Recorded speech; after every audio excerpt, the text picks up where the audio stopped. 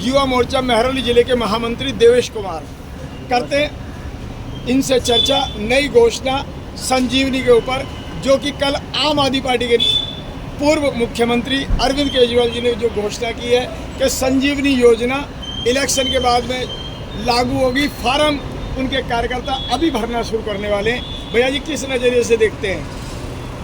देखिए, ये जो केजरीवाल जी है ना, इनके पास चुनाव लड़ने के लिए कुछ ऐसा तो है नहीं कि इन्होंने पिछले 10 साल में दिल्ली के लिए कुछ किया हो, दिल्ली की जनता के लिए कुछ किया हो।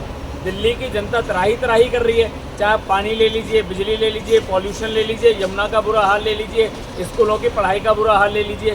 तो इनके पास क्या है, ये टॉफियाँ निकालते हैं। जैसे चुनाव आते हैं ना, तो ये टॉफियाँ निकालना शुरू कर देते हैं। अब इसमें इन्हें शर्म आनी चाहिए। इन्होंने कल एक जो भारत सरकार की आयुष्मान योजना पिछले कई वर्षों से लागू है, पूरे भारत के अनेकों राज्यों में लागू है, बजाय उस योजना को दिल्ली में लागू करने के, ये अब आ गए हैं हमारे बुजुर्गों के साथ खिलवाड़ करने के लिए।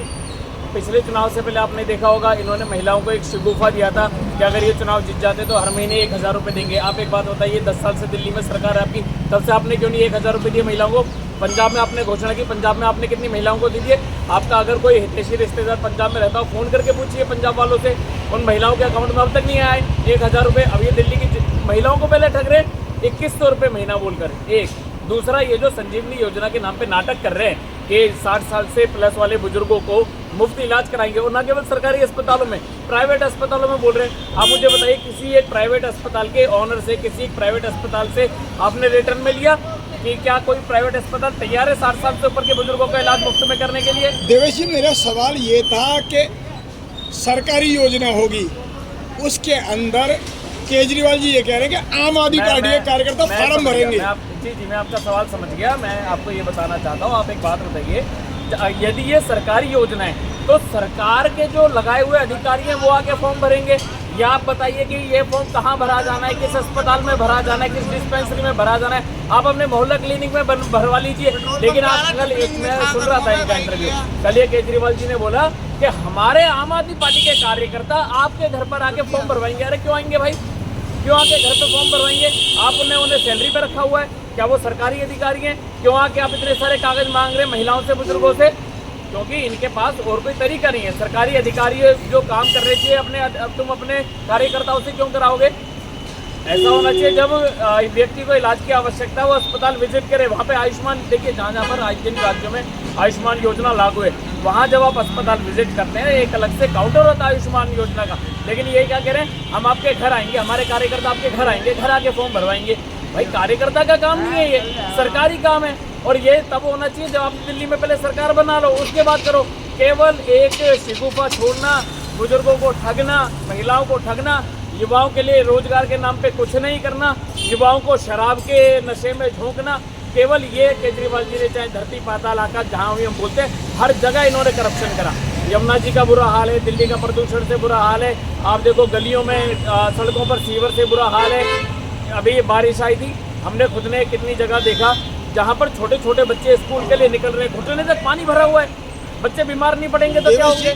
देवेश जी, सवाल वही रह गया जैसे कि मैं पूछ रहा था, आम आदमी पार्टी के कार्यकर्ता सरकारी योजना के फार्म किस हैसियत से भरेंगे? नहीं कर सकते जी। यदि कोई पार्टी का कार्यकर्ता है वो सरकारी योजना में बिल्कुल इन्वॉल्व होना ही नहीं चाहिए।